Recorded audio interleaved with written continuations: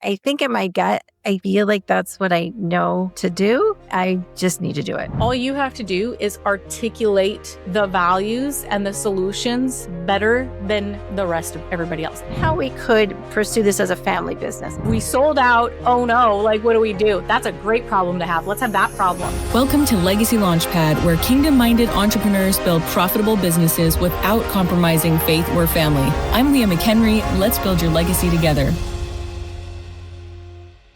Hey, welcome back to Legacy Launchpad. This is Leah McHenry, and I'm really excited to talk to one of my clients today named Judi Robinson. And she has been in my program, Legacy Launchpad, for a little while now, not quite a year. And it's been a journey. She's been working on a number of different ideas. She comes from a very crafty background, and she's kind of at a crossroads where she's looking for a little bit of creative direction on which path to go down, because there's some different options. And I just am, first of all, really excited to talk to you today, Judi, because a lot of people find themselves at a similar crossroad, but they start out thinking they're going to be doing one thing. And then as they go through the process, they actually realize, okay, this is actually a process of iteration, and it's a process of discovery and a process of learning as we go and getting some feedback, getting some data, and then making small pivots and tweaks along the way till we finally end up somewhere where we really want to be. So I would love to hear from you. Just give our audience a really brief synopsis on what made you join the program and what were you starting to work on and where are we at right now? And then we'll talk about where are some of the sticking points. So have you been working on till now? Okay, so what made me join the program was I have had a creative business through Etsy for probably 15 years now.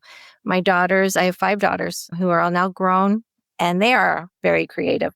We've always had a dream of having something together. And so what I saw you talked about a lot was family businesses, family, leaving a legacy. And it just hit a chord. In fact, I remember the day that I started chatting with you, I ran out to my husband and I said, can I please, and we talk about joining this, because I could just tell we were like mind, I felt like the Lord kind of brought you into my path, and I was just really excited at the prospect of someone helping us figure out how we could pursue this as a family business. So I think where our sticking point is how to navigate that. And now my daughters are all grown. I'm about to have my 10th grandchild. So there's a lot of children and they're spread. We're pretty much east. I have a daughter on the West Coast, East Coast. So we're also not, in the same town.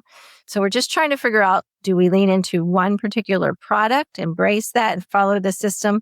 Or do we kind of lean into ourselves as a brand and kind of so people can see our heart for family, our heart for creating. Some of our passions are just knowing that God put that creativity in us. And I loved it with my girls, and I now love it with my grandkids, seeing their gifting, seeing them make something with their hands and their little faces light up, and realizing the creativity that's already in there. And so we've so far done that through sewing patterns, sewing kits, different things like that. I'm looking at your website right now, and it looks like you have something called, so it's kind of, you got it, Creative Little Women. I love that. But you're right, it does right now not feel cohesive. Like when I go on there, creativelittlewwomen.com, I love the logo and stuff. Actually, that's brilliant. But I can't tell what you guys do. Like, what do you do? I have this 3-second rule test for a website or anywhere that within 3 seconds of landing, someone should be able to answer the following. What is it? Is it for me?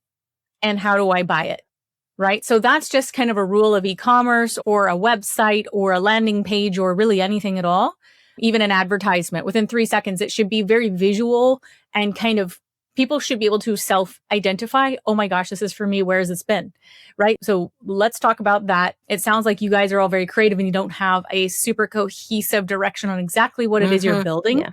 And so where are you guys at now? Because when we go to build out, whether it's a personal brand or it's an e-commerce site or anything like that, you mentioned it's true. We do need some kind of core offer. Like, what's the main gap that we are filling in the market? And so if you and I were to just chat about that, it sounds like you kind of are you kind of leading this? You're kind of leading the way? Yeah, pretty much so. And I would say for the most part, our main offering, we would like to probably lean towards like craft kits, something where kind of you get it all, you get everything you need, to make not just an heirloom quality craft, like higher end sewing. We'd like to work I with like wool that. felt, that kind of thing. So we're also very passionate, as I think a lot of people are, is getting off our phones, having things to do, and the more we all get addicted to our phones, I'm even finding for someone who has always been a creative, I don't create as much. But if I have something at the ready, something that I could just pick that up rather than my phone, I'm going to do that more. That's brilliant. Do you know the other thing that stands out to me? Because I see this photo on your website that says, welcome, we're a mama and 5 daughters, all makers at heart. We believe creativity is one of God's gracious gifts, helping us stay grounded. It kind of opened up. I clicked on it and it went to a bigger page, but it says, helping us stay grounded and present as it nurtures our hearts and homes. We're so glad you're here. So what I like is this multi-generational thing. Like you said, you have 10 grandkids. So already, I think this is something kind of a special direction. Now we can figure out what the product would be, but what if the core, this again, I'm going to give you some ideas and things that come to mind for me, and you can just tell me if this is helpful. What if the core of the brand, again, it's not the products, right? We always start with the who. We always start with who it is we want to serve. And if your core value is family, like multi-generational family, quality time, which involves not being on the phones and having something to do, well, we can look at that market and then we can do a great deep dive analysis of that market and go, what is the market telling us? Because really, I've found that the most success I've ever had was looking into a market and finding the gaps where there was little niches, but these niches still contain millions of people, right? And this is what I always emphasize in Legacy Launchpad is, we want to niche. Niche is great. That's how we stand out. And so we're not a needle in the haystack. However, the niche needs to be big enough that if we only captured 1% of the market, it's still millions of people. Uh-huh. So if we look at that and you can say, multi-generational family activities of some kind. Okay. And you give them, so again, I'm not going to impose the product on at this stage because I didn't do the research. But with the systems of the research we have, you would be able to arrive at a really informed decision about what the market is speaking to. And then your job is to give it to them. Okay. And so this makes our job really easy, and that we start with the who is it we're passionate about serving, make sure that that's a demographic where there's millions of people. Even if it's very specific, you can have a very niche audience that still has millions of people in it. And then find out what those pain points are. If it's like, my kids are glued to the phone, or every time we get together, it's like, how do we engage the different age groups together where they feel like they want to do this and it's like more exciting than, playing games on their devices. Like if that is the pain point, and let's just pretend that that's it, then the next question we're going to start diving into has anyone solved this problem? In what ways have they solved this problem? What are the types of products and services that are currently being offered? Which ones look really lucrative? And do any of those different paths intersect with what I do, with what I know I can do and what I'm already doing? Those are some of those basic pivoting questions that we go through to kind of find that perfect Venn diagram, right? Where they all intersect between audience, market, and product demand. Yeah. And then also the fourth one would be what we already do and what we know we can offer, what we're an expert in, or what we have experience doing. So, within the crafting market now, so this is already a niche. If you're combining integrated family activities for multi-generational activities and crafts, that's a really big intersection. Now, that would be a point of research where you need to go through the exercises again and do all the things the way we have them, because that would really reveal to you, ooh, this is a great market and there's demand for these kinds of products. Because I always say what's really difficult is trying to create demand that isn't there. But I'm pretty sure there is a demand for this. But again, this is like, I didn't do the research. I can't give you that confidence. You have to do it. And I would also have your daughters doing it too. Have them go through the lessons as well. Like you can give them your login if you want. Have them go through those exercises, because you might arrive at some different conclusions, or at least have like a family meeting about it, because you know what I mean? You could bring it to them and you guys discuss it and see like, what did you come up with? What did you come up with? And like, did we arrive at the same conclusions? That would be a very interesting conversation to have. Yeah, because I have done some of like I love that research part, and but I didn't work in the multi-generational aspect of it. But what I learned was really good. Like it was just a great market and a need for things. Get the kids off phones, hands on. But I love them leaning into the multi-generational, and that's part of what we love to do. We love to. When we do get together, I think I explained to you, we're all now spread apart.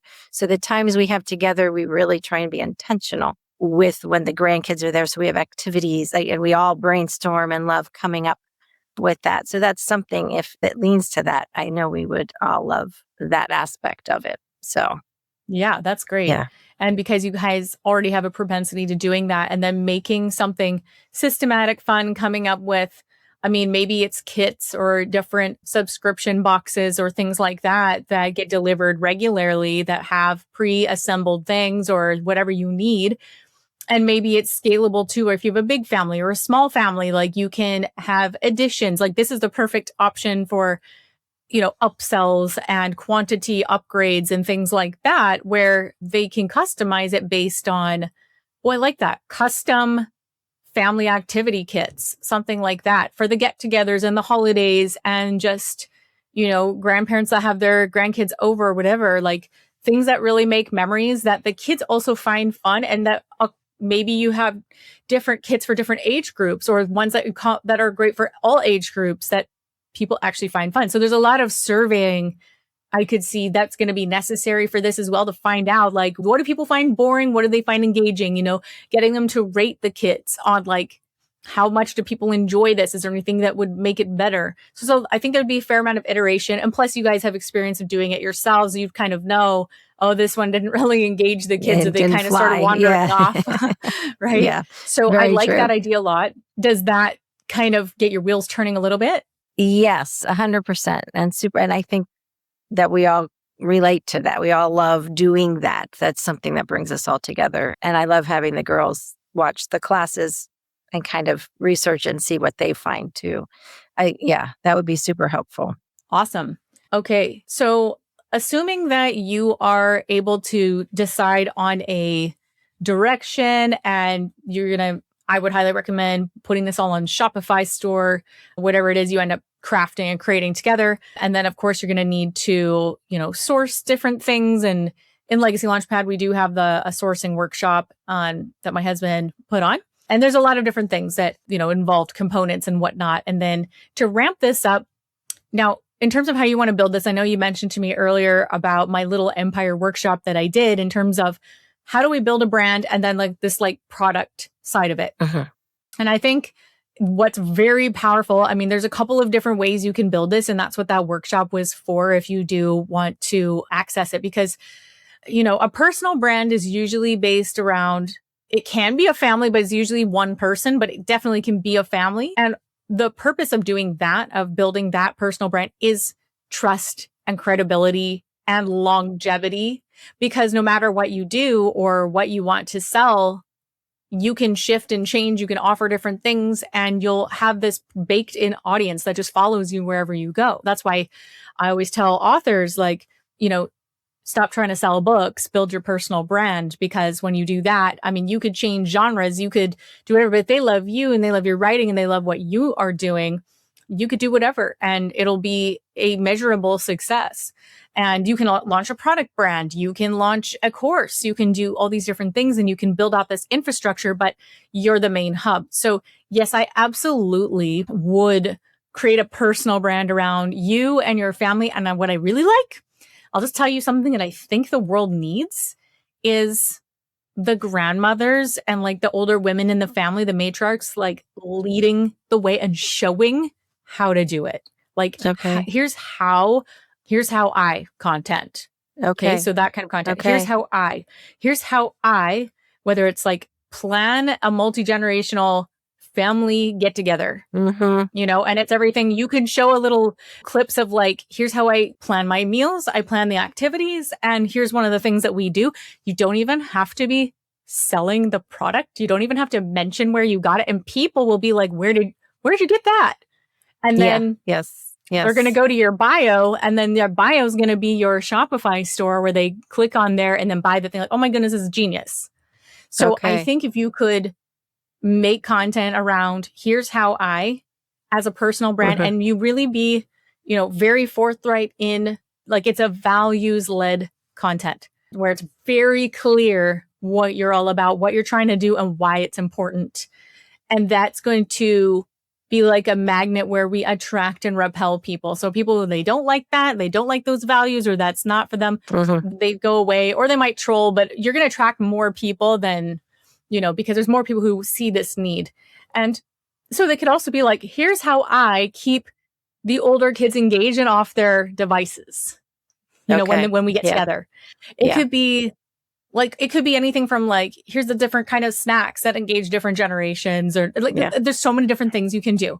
And here's how Yeah. we stay connected, even though we're not all together. Mhm. That's huge. Yes. Well, how is that landing for you right now in terms of the different content? That's very helpful. And I think in my gut, I feel like that's what I know to do.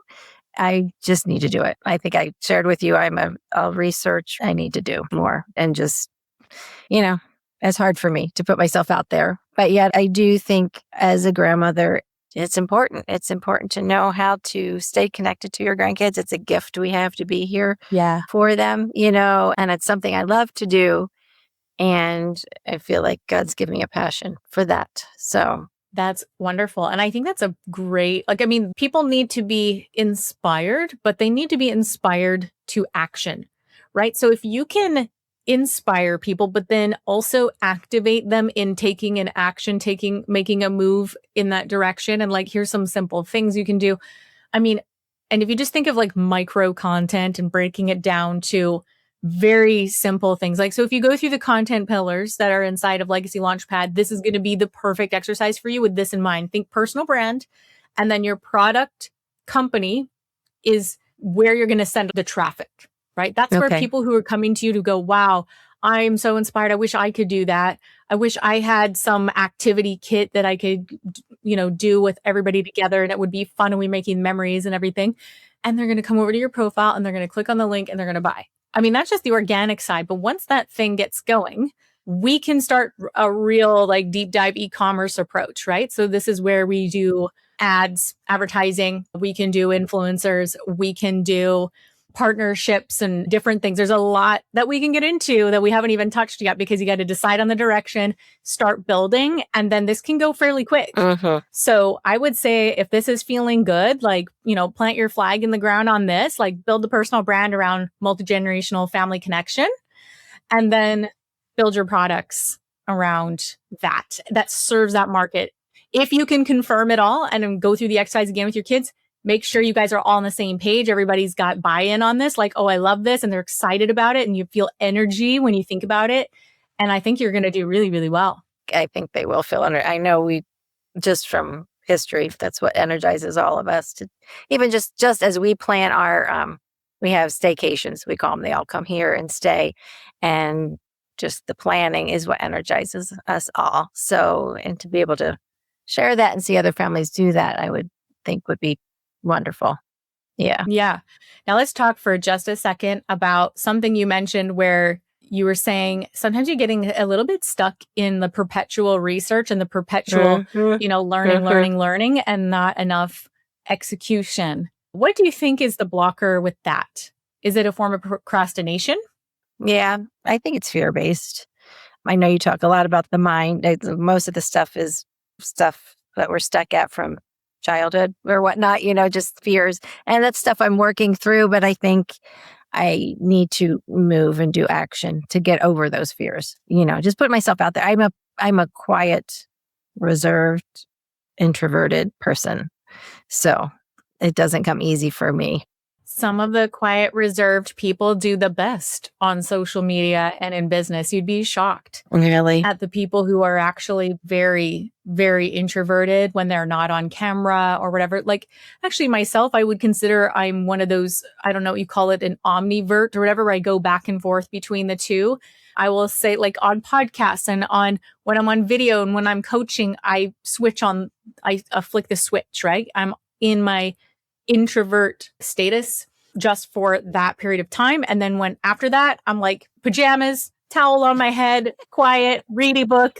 Like, I just want to be left alone. You know what I mean? I love that too. Yes. And so, people can do very, very well. And I just want, anyone listening, don't think like if I'm introverted that I can't excel. No, so actually some of the world's most successful personality brands, e-commerce businesses, coaches, authors, whatever, are extremely introverted and reserved. Well, that's encouraging. That's encouraging. It is. Yes. Yeah. Yeah. You don't have to be this larger than life personality to be a personality brand.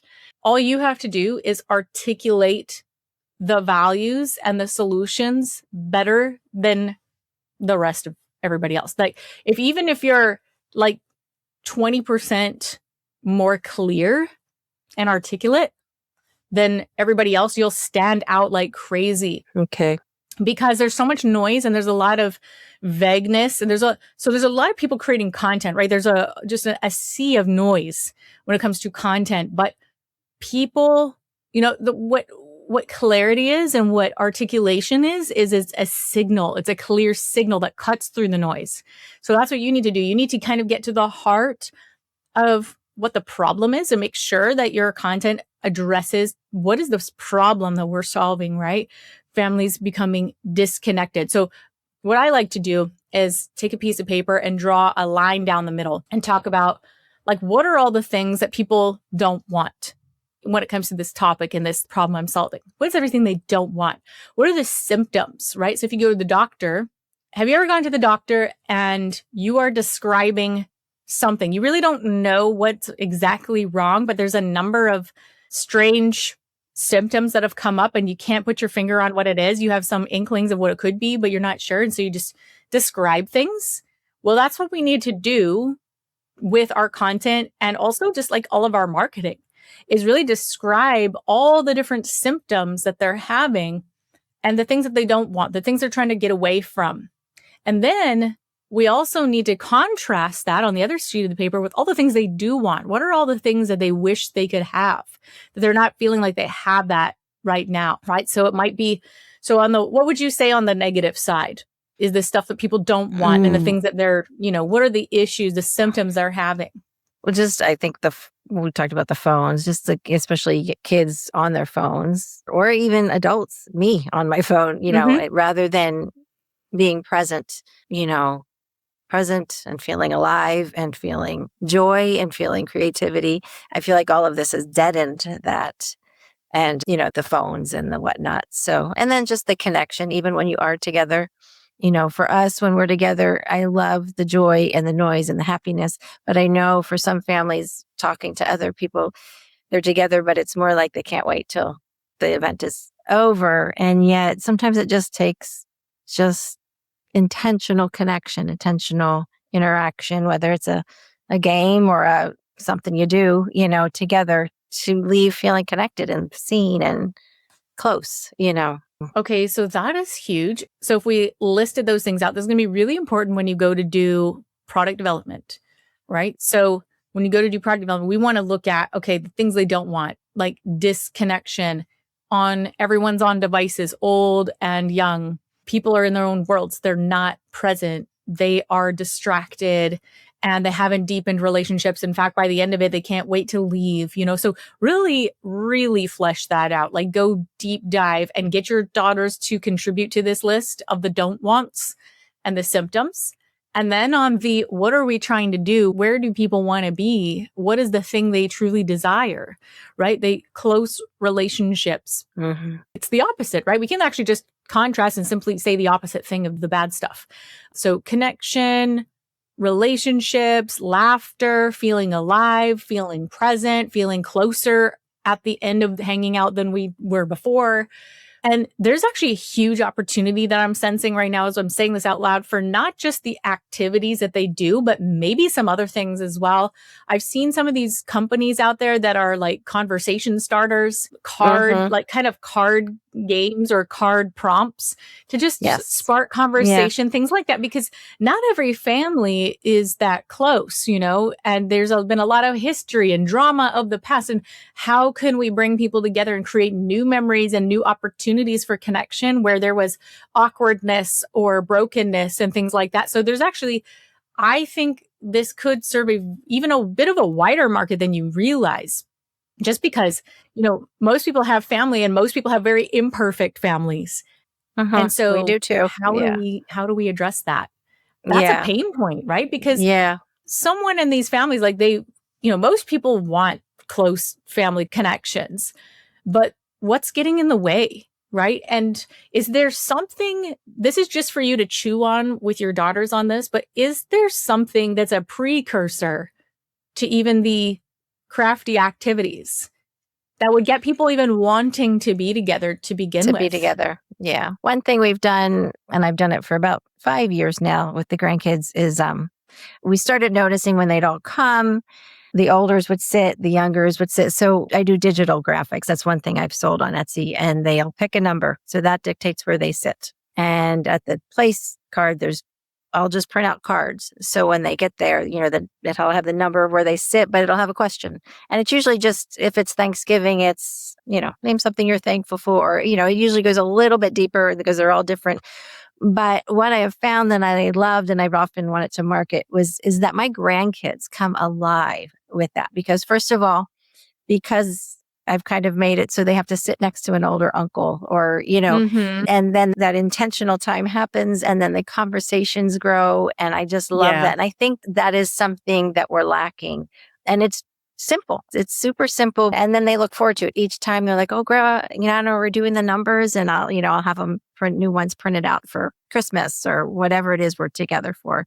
And they're little and they're simple, but I've noticed my grandchildren loving that actually even more than the adults because they love that one-on-one time with that older aunt or older uncle and we get to pour into each other's lives that way. Brilliant. And I could see even almost like, how the excitement of like getting an invitation in the mail or something like that, where you like create some anticipation and excitement before the event. That's true. Do you know what I mean? Like how many things could you create based off of that too? Where people are like, ooh, there's like a surprise game we're going to Something play. to look forward to, or yeah, you're right. Mhm. Or something that you could kind of be, because sometimes that anticipation is just as fun as the Totally. actual event. It's like it's looking forward to planning a Christmas trip. morning. Yeah. Yes. So you could kind of get that started, and I love the idea of using snail mail. Like the Mhm. mailing things versus email because we've gotten so far, but there's nothing like getting something in the mail to anticipate. Yeah. That's a great idea. I love that. Yeah, some of these things just arise naturally when you're thinking like, ooh, how else could we surprise and delight people, get them excited about participating in something? So these are the conversations I want you to have with your daughter about what and what else and what else. So what I like to do when we're in product development mode is have a brainstorm, brain dump type of a meeting where nothing is off the table, where the sky is the limit. We can mention anything and nothing is, we're not going to black hat anything that basically, we're not going to rule out anything in the conversation. We're just going to write down any and all ideas. Then after that session, because we got to let the ideas fly, then we can kind of narrow down to, okay, now let's look at, what is the product or what is the what's going to be most marketable? Like what's the most demand for this? And then we can start looking at what would be a core offering. What would be the best core offer? And so when I talk about one product, I actually mean one core flagship offer. Now that can be a bundle. Okay. That can be a bundle, but it's something where usually it's kind of middle of the road price point. It's not an entry level product. You can have an entry level product, but that's really like an appetizer for people who aren't 100% sure. We want a flagship product or offer or bundle or something where that's like the big thing that we really want people to have the best experience, the best transformation. And then we'll have some other things too later on. But that would be something that I would want you to do with your daughters, is like have that meeting, get all the ideas out on the table, talk about the invitations and the snail mail and anticipation and things like that. And imagine other families trying to use this. So I think the important thing is also in product development, we want to put ourselves in someone else's shoes and make some assumptions, right? We're going to assume that maybe there's a family that they're not that close to begin with, but they're trying to do these get-togethers.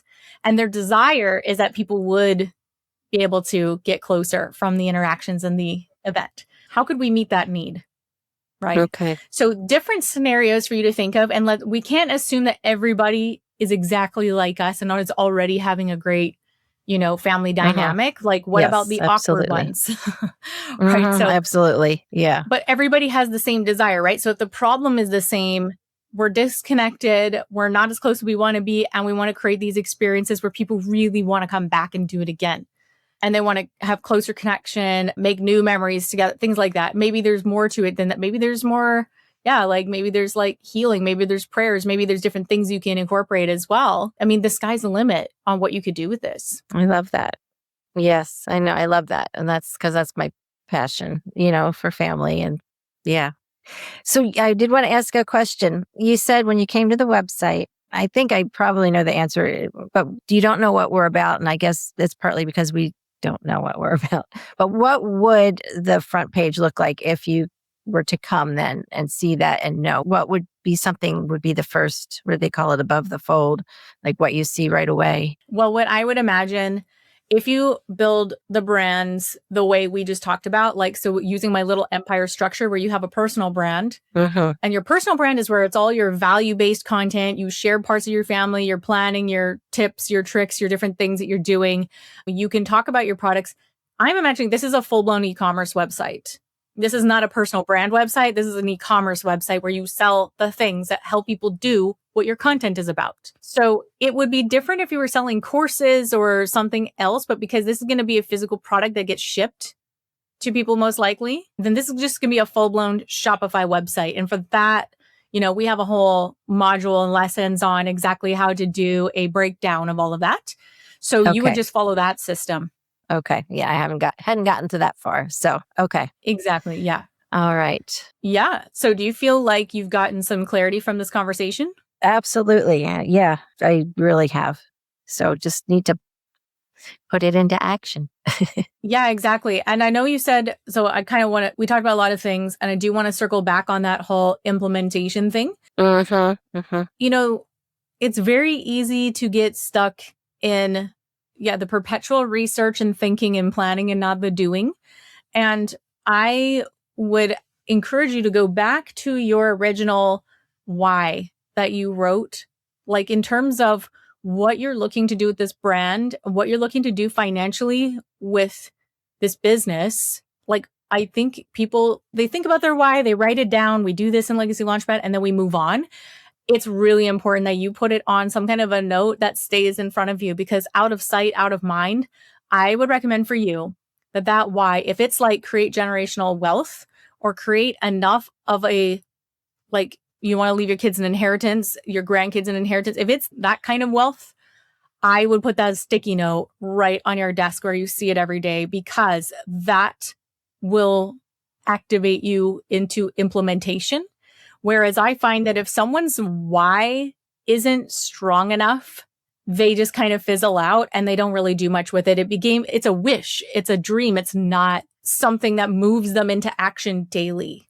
And so it all comes back down to that why. See, I never struggle with motivation or activation or implementation because my why is so strong that it drives me, it propels me. It's a reason for getting out of bed every morning where I'm like, I can't wait to get to work. I can't wait to work on this and push this just a little bit more progress today. This is exciting to me because that why is so in the forefront of my mind. Like, I've envisioned it. I see it. I am living part of it now, but it's like, I want it to flourish and grow into this legacy that I just can't. I mean, there's no way I can get demotivated. There's no way I can just sit and think about it all day. So that's like my anchor, right? You've got to be anchored in this thing. Okay. If you lose sight of that why, I just think that that's where people struggle with the motivation and getting activated into implementation. And so this would be my recommendation for you is maybe go back and revisit your why, get real detailed picture. We do a little bit of visualization about what does this all look like when it's a huge success. Okay. I would recommend you do that lesson again. Envision, just allow, invite the Lord into this. Okay. And allow your imagination to go a little bit wild. Like, what does this look like? What's the possible future of what this all looks like when this brand has 1 million followers, 2 million followers quickly? Because I spoke to the heart of a problem that nobody else is addressing the way I am. And what does it look like when there's suddenly so much traffic coming to our website, it breaks the website and they're all trying to buy stuff and we sell out immediately overnight? What does that feel like? Right? In a way where it's like, we're almost like, I would rather that problem than the problem of no traffic, no revenue, no leaving my kids an inheritance. I would rather the problem of we sold out. Oh no, like, what do we do? That's a great problem to have. Let's have that problem. How do we get supplies again? Right? Let's have that problem. So what does it feel like? And then when you solve those problems and you're able to incorporate your kids and your grandkids start growing up and they want to become part of the family business too. Mm-hmm. What does it look like when this whole thing unfolds? What does that look like? What does that feel like? You need to kind of go there in your mind, and then you anchor that on your sticky note.